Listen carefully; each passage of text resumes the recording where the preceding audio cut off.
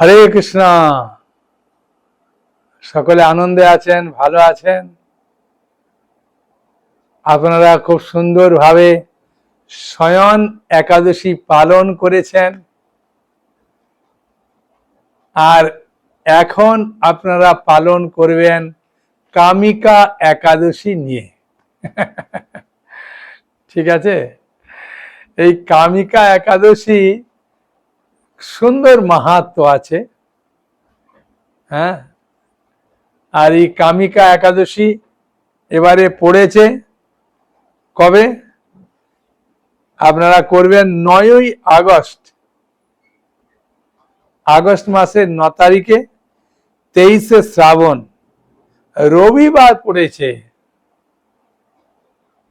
আর পালন করবেন 10ই আগস্ট সোমবার 24শে শ্রাবণ 5:10 থেকে 8:02 মধ্যে পালন করবেন। ঠিক আছে? হ্যাঁ, 5:10 থেকে 8:02 মধ্যে পালন করবেন।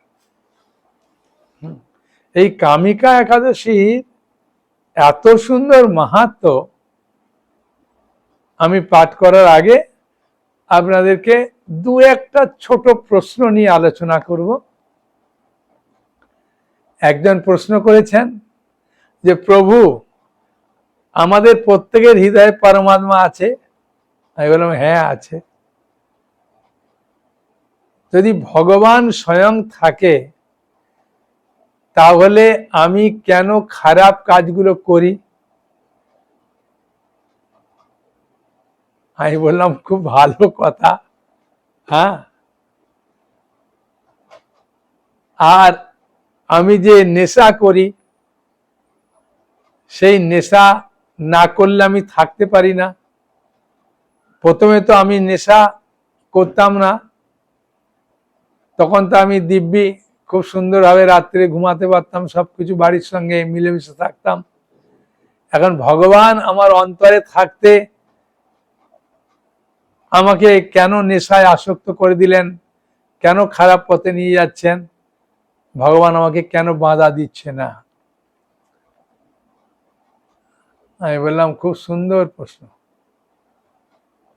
আপনি যখন খারাপ কাজ করছিলেন, নেশা করতে যাচ্ছিলেন বা নেশা করছিলেন, তখন আপনার বাড়ির লোক নিষেধ করেছে কি করেনি? বলুন। যে করেছে। আপনি শুনেছিলেন? আপনি শোনেননি। হ্যাঁ, ঠিক ভগবান আমাদের অন্তরে আছেন, আমাদেরকে নিষেধ করেন, আমরা শুনি না। একটা ছোট্ট কথা, যদি আপনার ছেলে আপনার কাছ থেকে যা কিছু চায়, আপনার মুখে একটাই কথা, না না না, এটা করো না, এটা করো না, এটা করো না, এটা করো না, কদিন বাদে ছেলেই বলবে যে বাবার কথা শুনে কোনো লাভ নাই। জিজ্ঞাসা করলেই খালি না না না একটাই শব্দ বলে।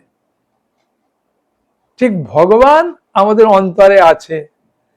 যদি আপনার খারাপ কাজে অনুমতি না দেবেন, তখন আপনি বললেন ভগবান থেকে লাভ কি? আমি যা কিছু করতে চাই খালি না না না বলে। আরে আমার তো নিজের একটা শখ, শখ আছে, নিজের তো একটা পছন্দ আছে, সেটাতে অনুমতি দেয় না, তাহলে কি লাভ আছে ভগবান আমার কাছ থেকে? সেই জন্য ভগবান অন্তরে থাকলেও, যেমন বাবা মা থাকলেও বাবা মার কথা শোনে না ছেলেরা, অবাধ্য হয়ে যায়।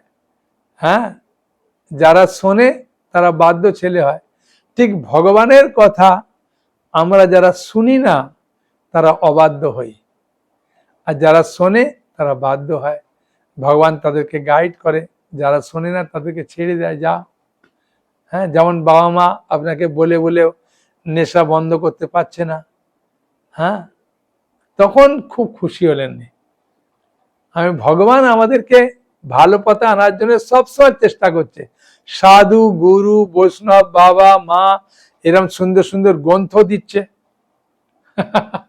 আমরা কথা শুনছি না? হ্যাঁ, যেমন এবারে ভাগবতের দাম এত কম করে দিয়েছে, কল্পনার বাইরে। হ্যাঁ, ভাদ্র পূর্ণিমা উপলক্ষে আগে থাকতে কম করে দিয়েছে। যতগুলো দিন ভাগবত আছে দিয়ে দেবো, ভাগবত না থাকলে আর কিছু করার নেই। তা প্রচুর মানুষ ভাগবতে অর্ডার দিচ্ছে, এত দাম কম করেছে। খালি আপনি হোয়াটসঅ্যাপে একবার জিজ্ঞাসা করুন যে ভাগবত এখন কত দাম যাচ্ছে, কি সুযোগ দিচ্ছে, আপনি ফোন করুন, জানতে পারবেন। এত সুযোগ দিয়েছে, শুধু ভাগবত নয়, সমস্ত গ্রন্থে সুযোগ দিয়েছে। এই যে সুযোগ দিচ্ছে, যদি না গ্রহণ করবেন, দোষটা কার? ঠিক ভগবান অন্তরে আছে, নিষেধ করে শুনি না, দোষটা কার? আপনি বলুন। আরেকটা ছোট্ট উদাহরণ দেব। মাস্টার যখন বোর্ডে অঙ্ক কষায়, অঙ্ক করে শেখায়, তখন সবাইকে পাস করাবার জন্যে না 2-4 জনকে পাস করাবার জন্য? সবাইকে পাস করাবার জন্য। আর মাস্টারমশাই জোরে জোরে বলে, যেমন যখন আমরা বীজগণিতের অঙ্ক শিখি, প্রথম সূত্র শেখায় a+b হোল স্কয়ার সূত্র, a-b হোল স্কয়ার সূত্র। হ্যাঁ, এখন জোরে জোরে বলে, কারণ সবাই শুনে যাতে বুঝতে পারে। আর যারা দুষ্টুমি করে, পেছনে বসে, কথা শোনে না, তারা ফেল করে, তা দোষটা মাস্টারের নয়। ঠিক সেরকম ভাবে ভগবান অন্তরে আছেন, আমাদের প্রত্যেককে ভগবান ভালো করার জন্য চেষ্টা করে, কিন্তু আমরা শুনি না। সাধুগুরু বৈষ্ণবের কথা শুনি না, গ্রন্থ পড়ি না, গীতা ভাগবতের উপদেশ শুনি না। হ্যাঁ, সেই জন্য আমরা ফেল করে যাই। বুঝতে পারলেন? কোনো অসুবিধা হলো বুঝতে? বলুন, আপনি বলুন। হ্যাঁ, সত্যি করে বলুন, বুঝতে পেরেছেন? হ্যাঁ, আরেকটা ছোট্ট উদাহরণ দিয়ে আজকের কামিকা একাদশীর মাহাত্ম্য বলবো। হ্যাঁ, যেমন আপনি ঘর থেকে বেরিয়েছেন, আর আপনার ঘরের সামনে যে লাইট ছিল সঙ্গে সঙ্গে অফ হয়ে গেছে। তা আপনার চোখ আছে, আপনার বাড়ির সামনে যে সকল গাছপালাগুলো আছে সেগুলো আছে, কিন্তু সেগুলো আপনি দেখতে পাচ্ছেন না। পাচ্ছেন? চোখ আছে, চশমা আছে, সবকিছু আছে, যাই কারেন্ট অফ হয়ে গেল দেখতে পাচ্ছি না। আবার যখন কারেন্ট চলে এলো, অন্ধকার দূর হয়ে গেল, তখন সঙ্গে সঙ্গে সবকিছু জিনিসকে দেখতে পাচ্ছি।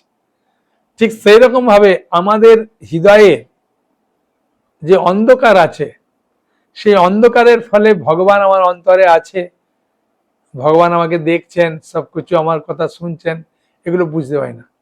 যখন অন্ধকারটা দূর হয়ে যাবে, জ্ঞানের প্রকাশ হবে, তখন বুঝতে পারবো, আরে ভগবান তো সবাইকে সমান ভালোবাসে, ভগবান তো সবাইকে কৃপা করার জন্য সাহায্য করে।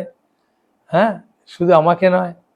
হ্যাঁ, আমরা যাতে ভালো হই সেই জন্যে এই একাদশীর বন্দোবস্ত করেছেন, আমাদের হৃদয়ে যত পাপ আছে নষ্ট করার জন্যে।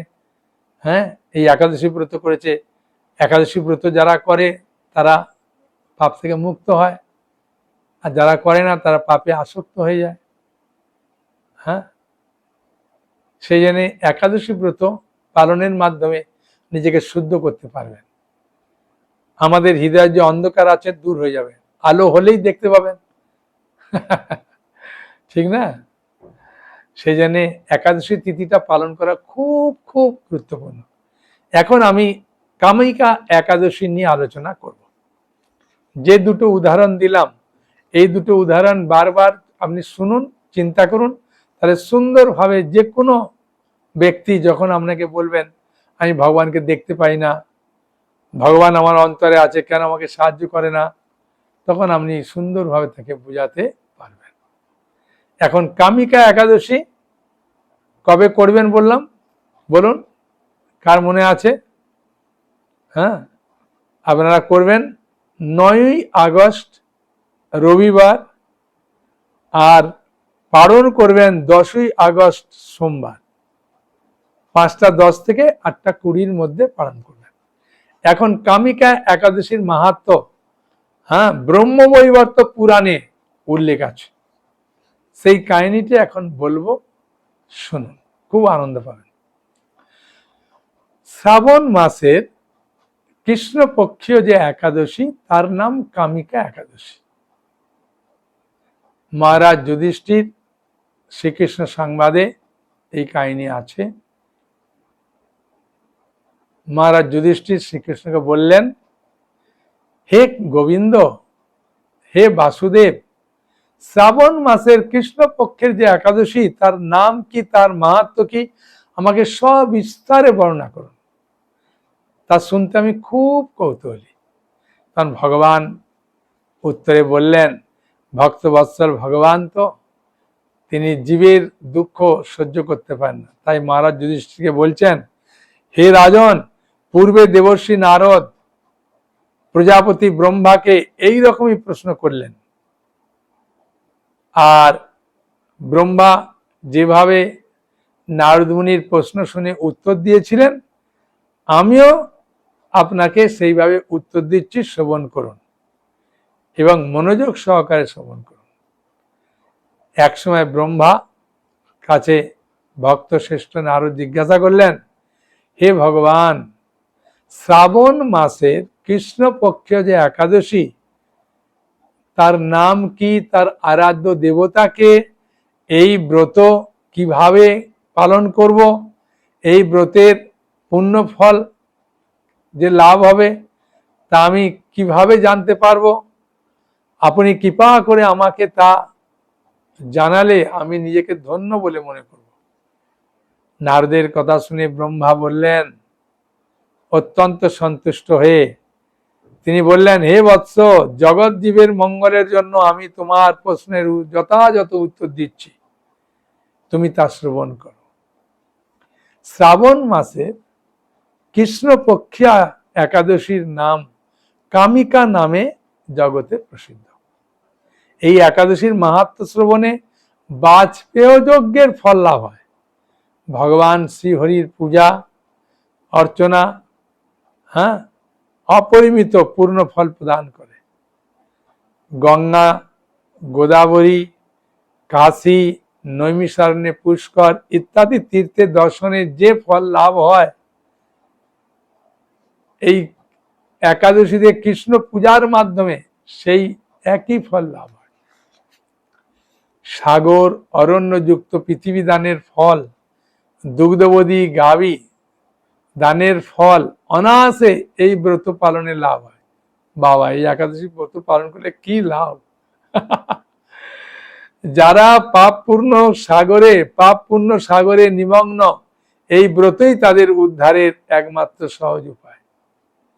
এইরকম পবিত্র পাপনাশক শ্রেষ্ঠ ব্রত আর জগতে নাই। আরেকবার বলছি, এই রকম পবিত্র পাপনাশক শ্রেষ্ঠ ব্রত আর এই জগতে নাই। কি সুন্দর কথা, তাই না? আরো বলছে, দেখুন, শ্রীহরি স্বয়ং এই মাহাত্ম্য কীর্তন করেছেন। শ্রীহরি স্বয়ং এই একাদশীর কীর্তন মাহাত্ম্য কীর্তন করেছেন। রাত্রি জাগরণ করে যারা এই ব্রত পালন করেন, তারা কখনো দুঃখ দুর্দশা গ্রস্ত হন না। এই ব্রত পালনকারী কখনো নিম্নজনী প্রাপ্ত হন না। বুঝেছেন? কখনো নিম্নজনী বলতে কুকুর, শৃগাল এসবের দেহ পাবেন না। এই ব্রতটা পালন করলে কখনোই পাবেন না। কি লাভ! কেশব প্রিয়া তুলসী পাত্রে যিনি হরির পূজা করেন, পদ্মপাতায় জলের মতো তার পাপ নির্লিপ্ত থাকে। বুঝেছেন? তুলসী পাতা দিয়ে যে হরির পূজা করবে, একাদশীর দিনে তুলসী তুলতে পারবেন। ভগবানের চরণে যদি অর্পণ করবেন, তাহলে বলছেন পদ্মপাতার উপরে জল থাকলে যেমন পদ্মপাতা লাগে না, সেরকম ভাবে সমস্ত পাপে আপনি নির্লিপ্ত থাকবেন, পাপ স্পর্শ করবে না। তুলসী পত্র দিয়ে বিষ্ণু পূজায় ভগবান যেমন সন্তুষ্ট হন, মণিমুক্তাদি মূল্যবান রত্নর মাধ্যমেও তেমন প্রীত হন না। মণিমুক্তাদি এসব রত্ন দিয়েও ভগবানকে আপনি সন্তুষ্ট করতে পারবেন না। তুলসী পাতাতে ভগবান এত খুশি হয়। যিনি কেশবকে তুলসী মঞ্জরি দিয়ে পূজা করেন তার জন্মার্জিত সমস্ত পাপ ক্ষয় হয়ে যায়। এই প্রসঙ্গে ব্রহ্মা বললেন, হে নারদ, যিনি তুলসীকে প্রত্যহ দর্শন করেন, আর তুলসী মহারানীর মাহাত্ম্য দেখেছেন? তুলসী তো প্রতিটা বাড়িতেই আছে। তুলসীকে দর্শন করলেন, প্রণাম করলেন, জল দিলেন, পরিক্রমা করলেন, দর্শন করেন, তার সকল পাপ রাশি বিদূরিত হয়ে যায়। হ্যাঁ, যিনি তাকে স্পর্শ করেন, হ্যাঁ, এমনি তুলসী মহারানীকে দর্শন করে কেউ যদি ঘর থেকে বেরোয় তার মঙ্গল, পাপ মলিন দেহ পবিত্র হয়ে যায়, তাকে প্রণাম করলে সমস্ত রোগ দূর হয়ে যায়। বুঝেছেন? তুলসী মহারানীকে প্রণাম করলে, হ্যাঁ, রোজ প্রণাম করুন, রোজ জলদান করুন, রোজ পরিক্রমা করুন। একজন মাতাজি বলছেন, প্রভু আমার বাড়িতে যে তুলসী গাছ, থেকে পরিক্রমা করা যায় না।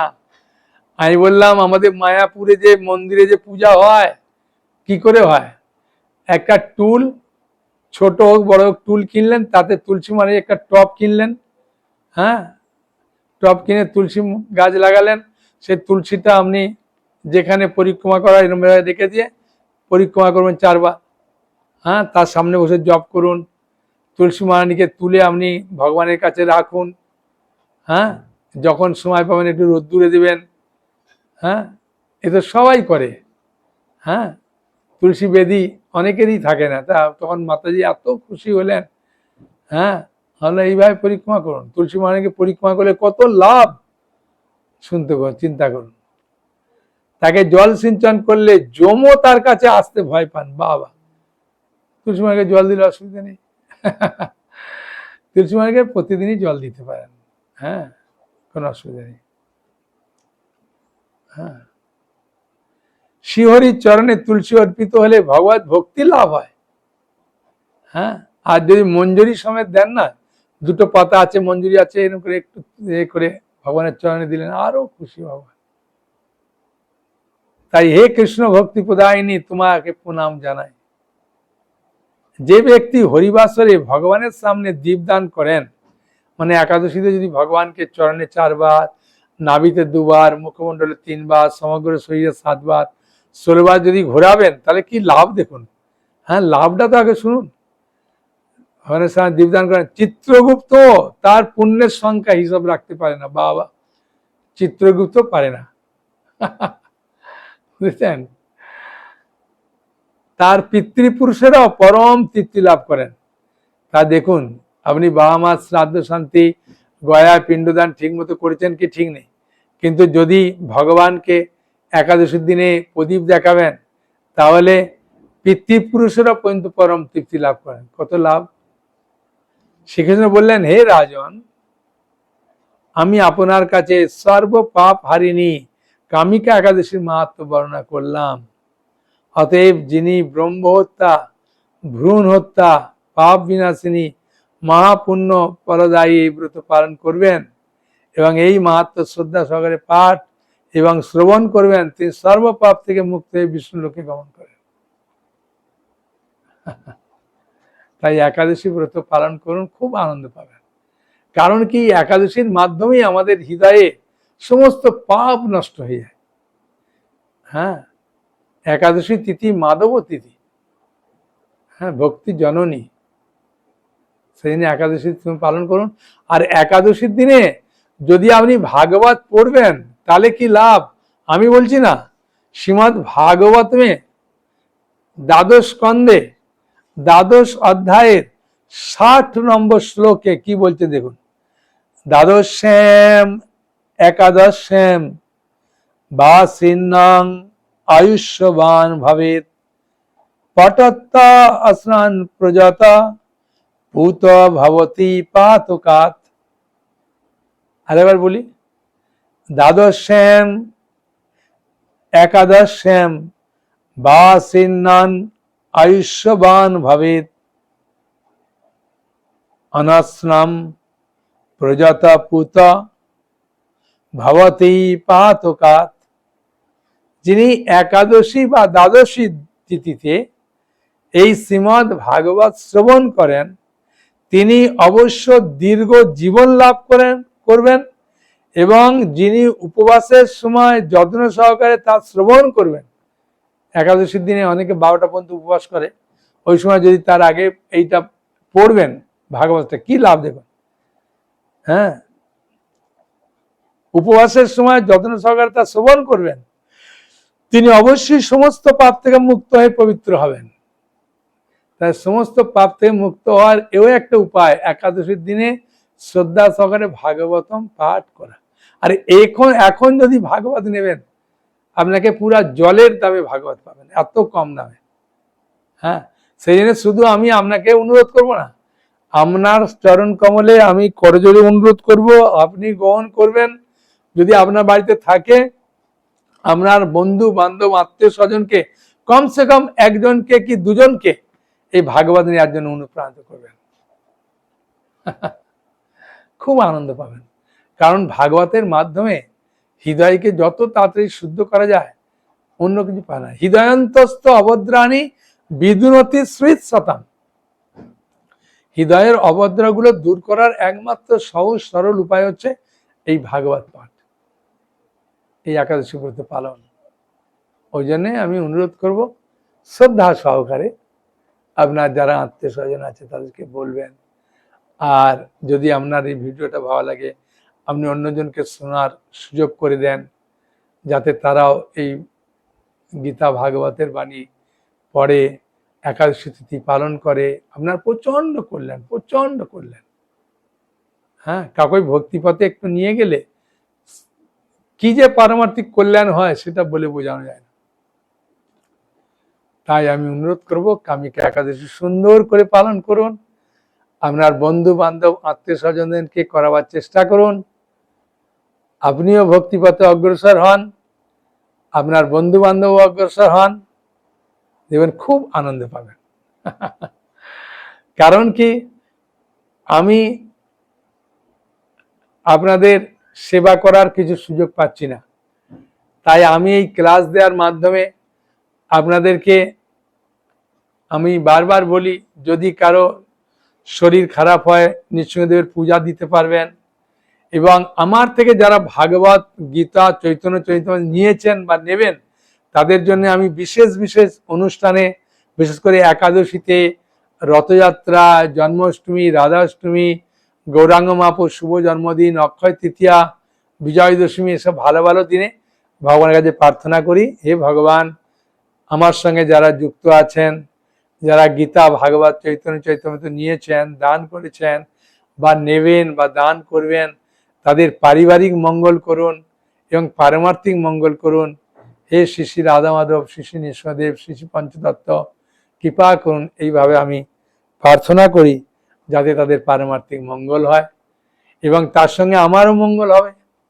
হ্যাঁ, কাউকে যদি সিঁড়ি দিয়ে উপরে তুলবেন, তাহলে ও উঠবে, আপনিও উঠবেন। সেই জন্যে, আর কাউকে যদি সিঁড়ি দিয়ে নিচে নামাবেন, তাহলে আগে আপনি নামবেন, তারপরেও নামবে। সেই জন্যে অপরজনকে আপনি ভক্তিপথে সাহায্য করলে আপনিও ভক্তিপথে উন্নতি করবেন আর উনিও করবেন। সেই জন্যে আমার ভিডিও অনেকে দেখে খুব আনন্দ পায়, আরও ভক্তিপথে অগ্রসর হচ্ছে, আমিও খুব আনন্দ পাচ্ছি। তারা যখন ফোন করে, হ্যাঁ, তারা যখন আমাদের সঙ্গে কথা বলে, খুব আনন্দ পাই। তাই আমিও চাইবো আপনারা ভক্তিপথে উন্নতি করুন। হ্যাঁ, এবং ভগবানের কাছে প্রার্থনা করি আপনারা যাতে আরো সুন্দরভাবে ভক্তিপথে অগ্রসর হন। হরে কৃষ্ণ কৃষ্ণ কৃষ্ণ হরে হরে, হরে রাম রাম রাম হরে হরে। হরি বল। সকলে ভালো থাকুন, আনন্দে থাকুন। হরে কৃষ্ণ।